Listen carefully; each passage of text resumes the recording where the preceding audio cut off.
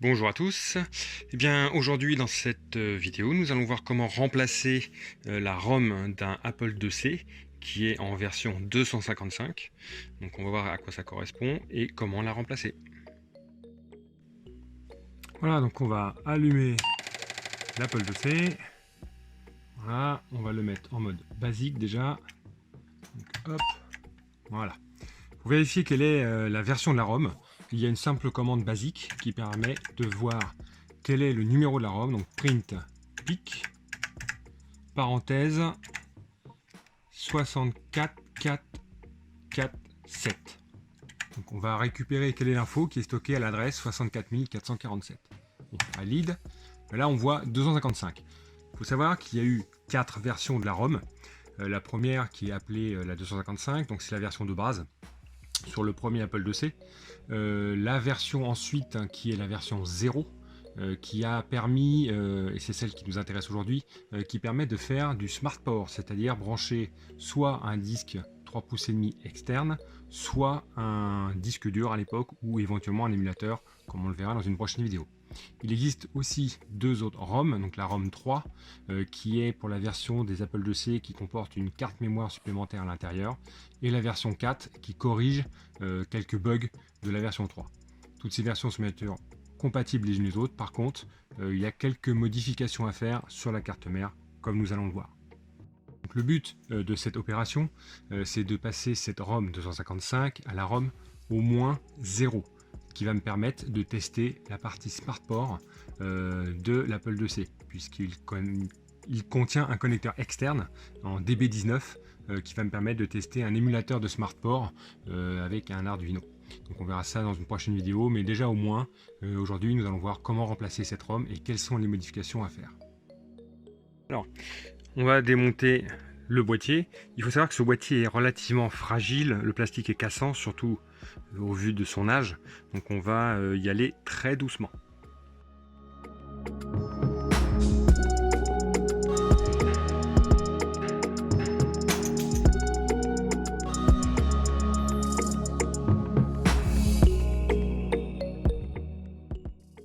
Voilà, les vis sont retirées, donc je vais utiliser un petit outil comme ceci qu'on trouve facilement partout, qui permet de décoller les smartphones, de ouvrir les smartphones pour éviter de forcer et de casser quelque chose.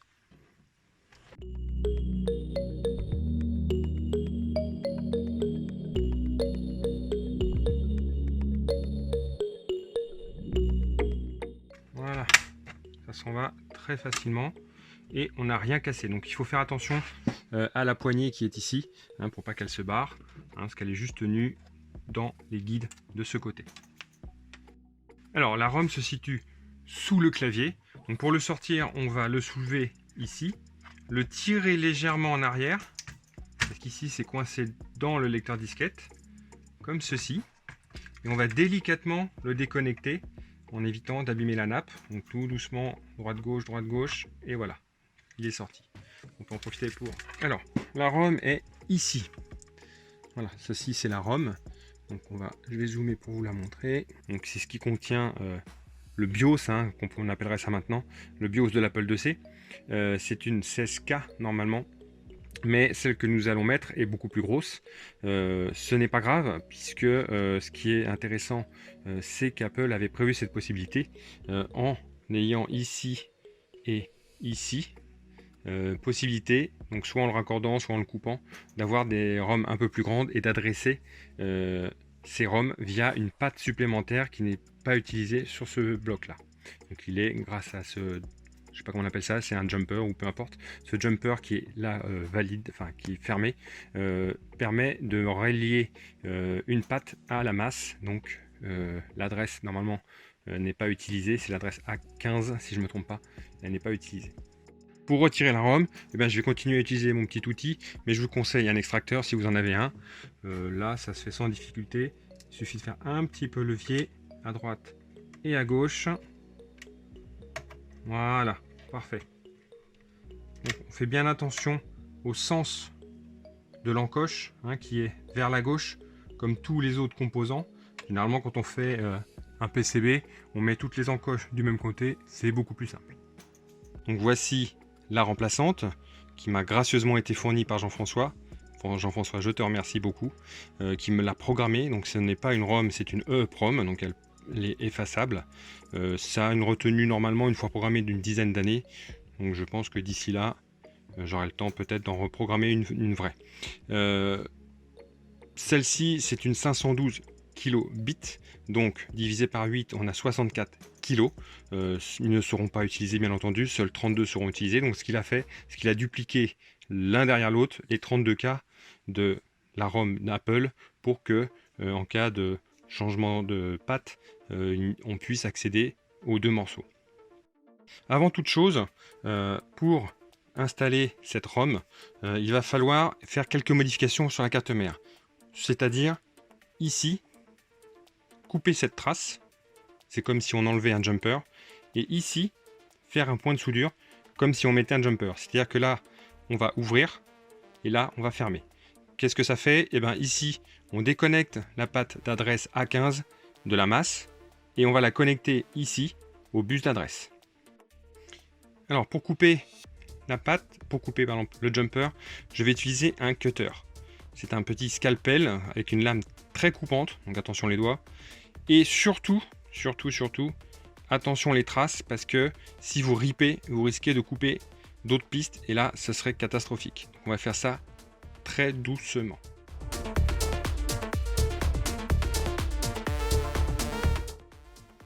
Alors, je me suis aidé d'une loupe, parce que j'y vois plus grand chose à mon âge. Donc ce que j'ai fait, c'est délicatement fait plusieurs passes avec le scalpel au centre d'une espèce de cône. Ça ressemble à un sablier en fait. Donc juste au centre là, bien gratté. Donc essayez de pas déborder sur cette piste là ni sur celle-ci qui est très très fine et ce qui serait très difficile à réparer. Alors pour valider que que le contact est bien coupé, je vais utiliser mon testeur en position test de continuité. Donc là, voilà, on l'entend fonctionner. Donc je vais vérifier que la continuité n'y est plus. Voilà, là elle n'y est plus. Si je viens ici, c'est bon. Et si je vais là, c'est coupé. Voilà, donc maintenant, on va s'occuper de W2.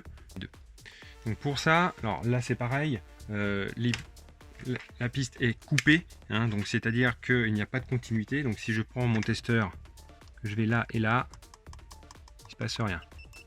Si je touche la pointe de touche, on entend le signal. Si je vais là, il ne se passe plus rien. Donc ce qu'on va faire, c'est qu'on va faire un pont de soudure.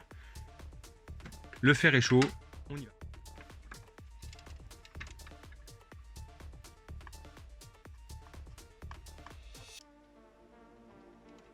Voilà, une espèce de bulle et tout va bien.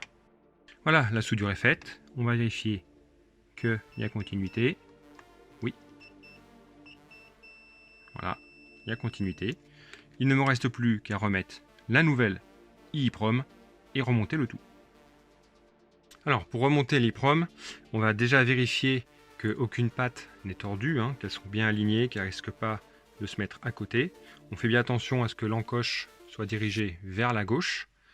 Il suffit de l'insérer à la place de l'ancienne et voilà, on a appuyé, c'est bon.